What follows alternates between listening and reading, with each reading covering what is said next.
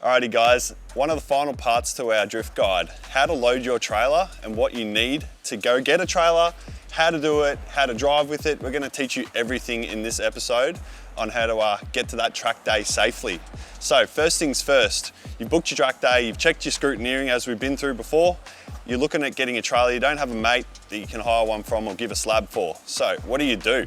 So that only leaves you with the option of hiring a trailer. Now where do you hire a trailer from, you ask? If you jump on a website called moveyourself.com.au, you can check the availability of trailers to hire at service stations around you, usually 7-Elevens, more common to have them. So jump on the website, you lock in your address or your postcode, you then scroll through the site, find one that's available near you, book in your time, your date. It can be a little bit expensive, but if you don't have a mate that has a trailer, then what are you going to do? So you've booked your trailer, you're ready to go pick it up. You're gonna need a few key things to be able to put your car on the trailer, tie it down safely, have the trailer lights work, and we're gonna go through a few other things like what car you need, the car requirements to be able to do all this safely. First things first, before you go to the service station, you are gonna need some straps. So we suggest the 2.5 ton or 2,500 kilo straps. They're pretty common at Bunnings or Supercheap or Repco. I would suggest 2 of these. This trailer is a little bit different in the way that the front wheels get tied down over the front wheel and then ratcheted on at the front here. But most trailers at the service stations don't have this function, so you will need a front tie point and a back tie point, so 2 straps minimum. So other than that, that is a minimum to be able to strap your car to the trailer. But first things first, you need to make sure that your car is safe. It can tow the actual trailer and the car combo, what those weights are. So we've got Jai's 350Z here. This car probably weighs about 1,200 to 1,300 kilos and a trailer combination that probably weighs about 500 to 600 kilos. So collectively there, we've just got just under 2,000 kilos. So I'm going to be checking my car, what my car can tow, what the capacity is, what the tow bar capacity is, and the brake capacity. So follow me down here. First things first, inside the door here, first thing up here is the tow ball weight. That's not too important. This would be well and truly over. It's not really one we're looking for here, but the main one is max towing capacity, braked, 2 ton to 3.5 ton. So that means the trailer, if the trailer has brakes, this is the capacity the vehicle can tow. Unbraked, which I would not suggest, that is more reserved for little 6x4 trailers, 750 kilos. So this is not relevant. You will never want to tow a car not braked. You're looking for this one and ensuring your car trailer has brakes. Alrighty, so that's that. The vehicle can tow the weight we need to tow. So moving on, the second thing you need to check is that your tow bar that has been installed on your vehicle has the same capacity or enough to tow the car that's on the trailer and the trailer combined. So on this tow bar here, it might be a little bit hard to see, but I can see rated tow bar capacity 3,500 kilos. So we're roughly 1,500 kilos over here, which is beautiful. Alrighty, so moving down to how the trailer gets connected to the car. Before I connect anything, I just want to make sure everything's in good working order and looked after. Sometimes you can get trailer servos, any man and his dog hires them. They can be a little bit rough around the edges, or the trailer attendant, service station attendant doesn't check them. So we're going to make sure everything's nice and safe and ready to be used. So I'm looking down here at the trailer chains. They're in good condition. Doesn't look like any linkages are broken. D-shackles are all there and in good condition. Same with the other one. The other thing I'm looking for is that the trailer has a working plug, and that plug is compatible with my vehicle. There's a few things here. Some trailers will have the round plug. Something we have over here is an adapter for that plug. So most of the trailers these days will have the square plug. It's more of a modern thing, but back in the day they used to have this round plug that are that's sort of being phased out, but it's always good to carry one of these in your car regardless. I carry this one in my toolbox. It doesn't leave the car. You never know where you are and what you need. The last thing you want is no trailer lights working and stuff. So next thing I'm looking for is that the mechanism that locks the trailer down to the tow ball is nice. It's working, everything's all good here. Functions good. What that is once you lower this down, when that handle locks over, that locks a mechanism inside here and stops it coming off the tow ball. So very important that works. And don't do the age-old leave that one up. We know all about that. I've seen it too many times. Because your trailer might come off the car. The last thing on the list down here is the brake system. So as this trailer sits right now, the brake is actually locked on. What that means is it's been pulled back and then this little lever has been locked on. What that means is the trailer can't move while you're loading it up. Once you have loaded the vehicle up, it is very important that you pull this one off because your trailer brakes will stay on, and sometimes you don't realize in the car that your brakes are on. Next minute you've got a fire hanging out the side of your trailer. So once your trailer is loaded up, you pop this brake off. Something about this trailer that you might notice is it doesn't have mechanical brake system and a master cylinder here that feeds the rear brakes to work when the car's under braking pressure. What happens is the trailer will push forward and it will activate the brakes, allowing the trailer to actually pull up itself and not just require on your car, which is tow brake capacity. So this trailer specifically has electronic brakes. Every trailer that you hire from the service station will not have electronic brakes. It will have the mechanical system with the master cylinder here that powers the rear brakes. So you don't need to worry too much about that. All you need to worry about is that the handle is up and there will be a little system here where you pop a lever up and over before you drive the car. That lever is only there for loading up and reversing the trailer, because obviously when you reverse, it pushes pressure on that master cylinder and the brakes will lock up. So bit of a funny one, this one as an example, but keep an eye out for that. That's your brake system for towing normally. So connecting the trailer, the first thing we're gonna do is pop the trailer onto the tow ball. Pop this little hinge up and lock it in there. What that does is, like I said before, it allows the little clip under there that locks onto the tow ball to be free. Won't go on if that's not up. I'm gonna come around here to the jockey wheel. I'm gonna wind him down. I'm gonna make sure all of the weight is on the tow ball before we take the jockey wheel up. Pull the little lever out, pop the jockey wheel up until it locks in place. Some people on some trailers might not realize is you want to make sure your jockey wheel is nice and safe. Sometimes they can hit the ground if you go up a little driveway or something, so making sure everything's sort of just tucked out of the way. So now that it's on the tow ball, you can see if we pull that up, it'll release and lock back down. What I like to do, just as a peace of mind thing, is I like to just put my hand under there. You can feel a tab that's locked into the tow ball. Just a peace of mind when I'm driving the car. I'm not wondering, did it actually connect it? Did it actually engage? So I can feel that that's in there and it's not going anywhere. Next thing up is the chains. So what you want to do here is you want to make sure that your chains are long enough to be able to let your trailer to turn. Obviously, if you're turning your car, chains are too tight, it's not going to move, or the chain is actually going to break.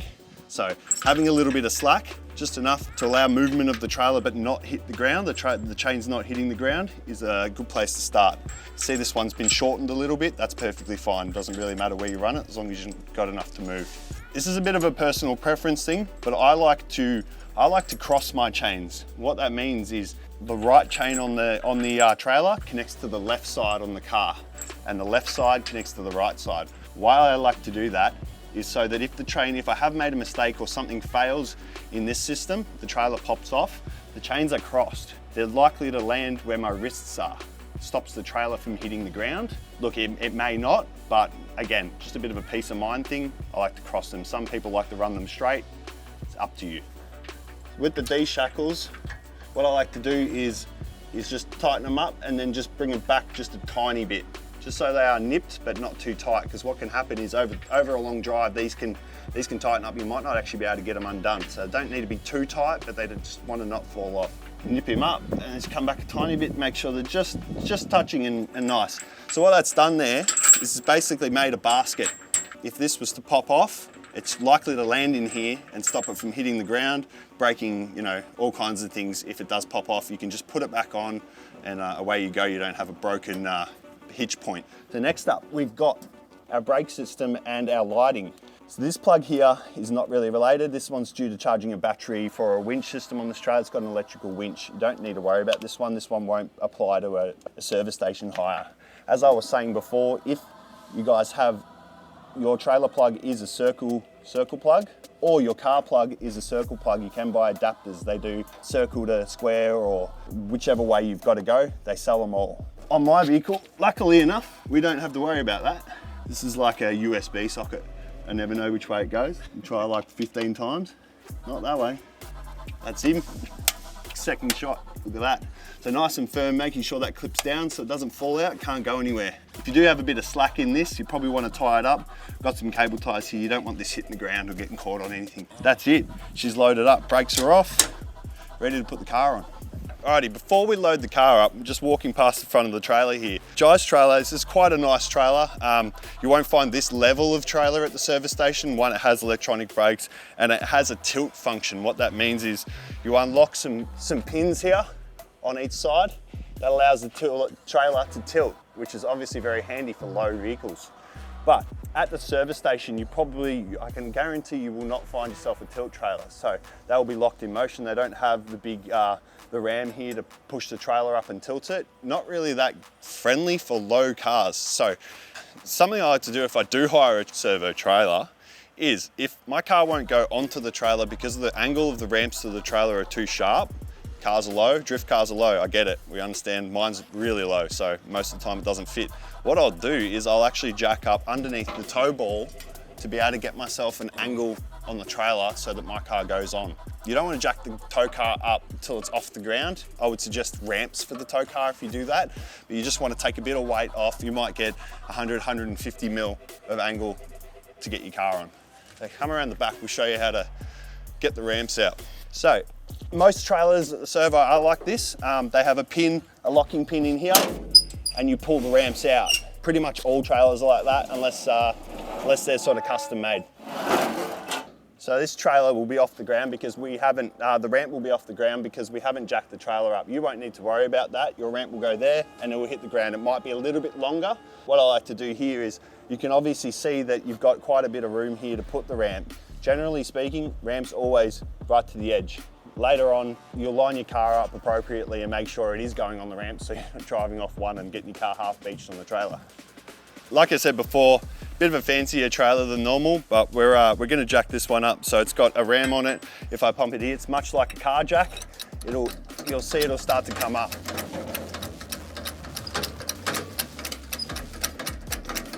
All right, done. So we can see that that's all the way up. That won't go anywhere, and she's leveled out just enough to get a nice low car onto the car trailer. Service station car trailers will not have this, so that's where it falls back to maybe jacking your car up just a little bit if you do have a low car to get it on the trailer. Alrighty, so if you are loading up for the first time, it's always good to have a spotter.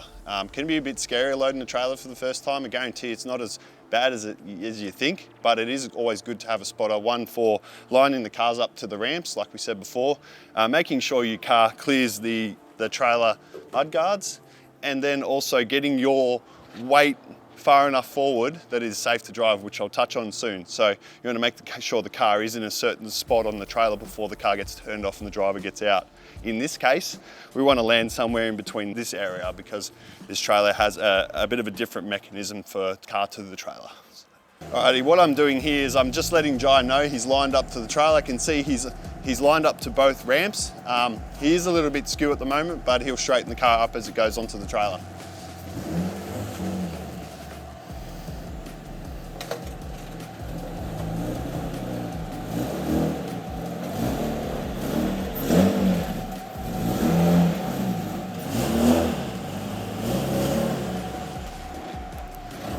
Alrighty, so you can see as I was watching Jai come up, I was just keeping a good distance from the side of the trailer here so not scratch his CST Hyper Zeros, I think they are, spicy wheels.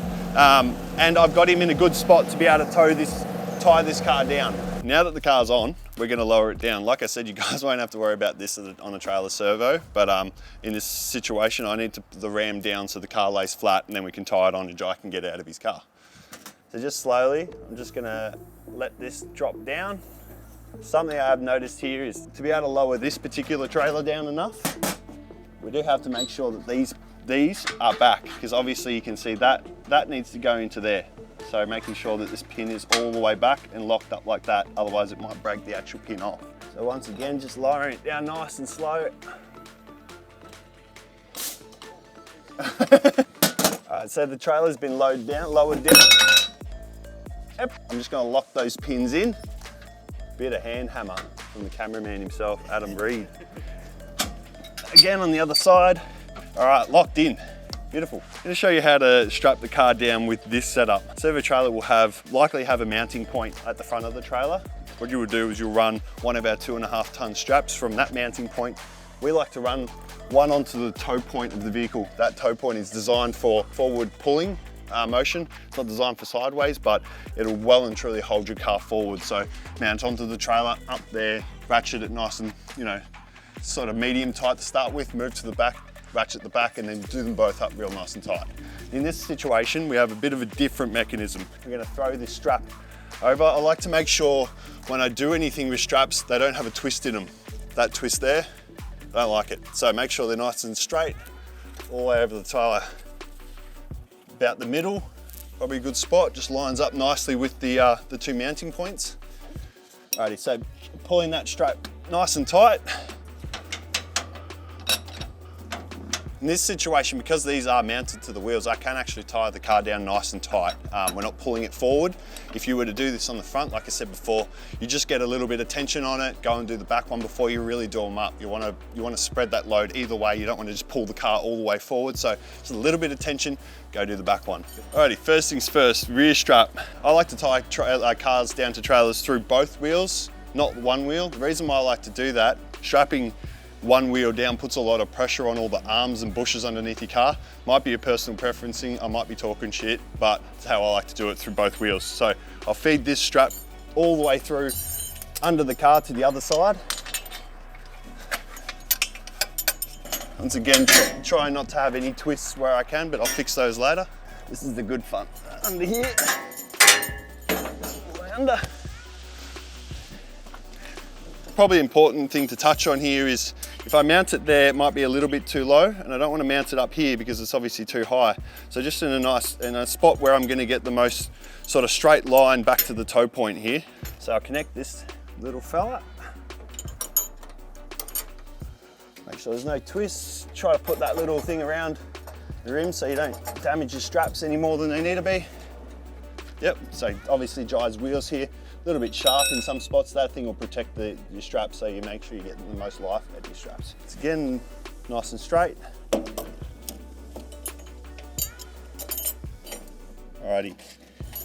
The other little protector is in there. Normally I would put it here, but just for the moment we won't do that. We'll just leave it the way it is. So obviously, like I said before, you've got your front strap just nipped up a little bit. At this point, I'll put a bit of tension on that so the car can't go forward. I'd go back to the front, I'd tighten him up nice and tight for the final time.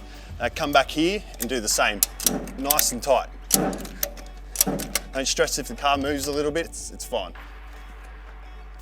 Alrighty, so she's loaded up, strapped up, nice and safe and sound. We'll talk about some load distribution, but right before I go and do anything from here, I'm making sure that my plug that I plugged in and my lights and everything are working on this trailer. So Jai, I can see has the brake lights and the right indicator on.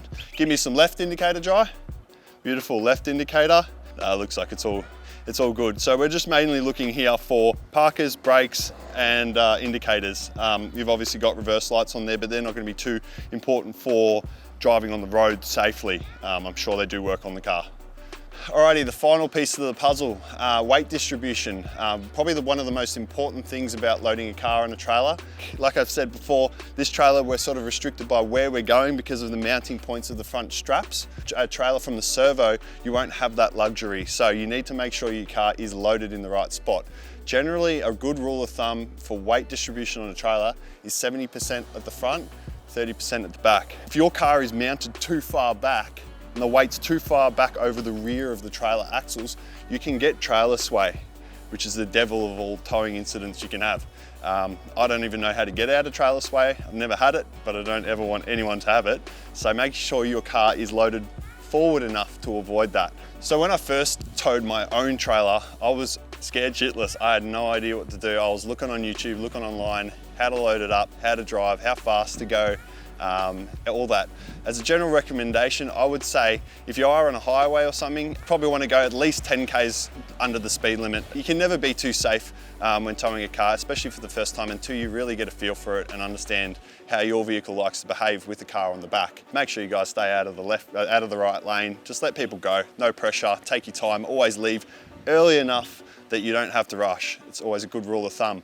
If you are towing for the first time, just remember that your car has over doubled in length. When you go around corners, take a nice wide berth. You don't want to be cutting corners because you're probably going to run over someone's toes waiting across the road. So just nice and wide. Again, the key to it all is just taking your time. No rush, leave with plenty of time ahead of you. So that's it guys, the 101 on how to load your car on the trailer to get your first drift day nice and safely. If you haven't already, suss out all the other videos. We go from learning to do donuts, to entering to tandems, to scrutineering, and then loading up your car on the trailer as you've just seen in this video. We also do drift school days, so I hope to see you put all of those skills you've learned in the other episodes into action. I'll see you there.